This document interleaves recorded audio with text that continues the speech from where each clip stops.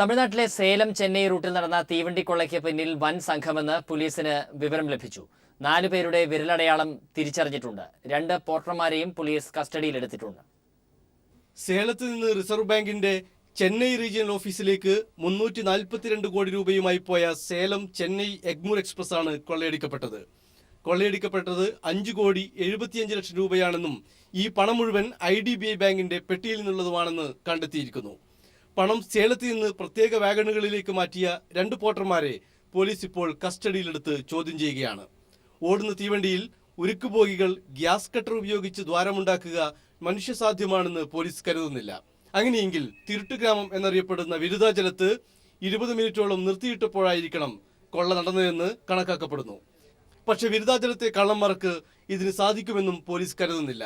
അതുകൊണ്ട് വൻ സംഘം കൊള്ളയ്ക്ക് പിന്നിലുണ്ടെന്നാണ് കരുതുന്നത്. 4 പേരുടെ വിരലടയാളം ഇതുവരെ തിരിച്ചറിഞ്ഞിട്ടുണ്ട്. ഒരു DYSP ഉൾപ്പെടെ 16 പോലീസുകാർ ട്രെയിനിലുണ്ടായിട്ടും സുരക്ഷാ വീഴ്ച എങ്ങനെ സംഭവിച്ചു എന്നതും പോലീസിനെ കുഴക്കുന്നു. News desk.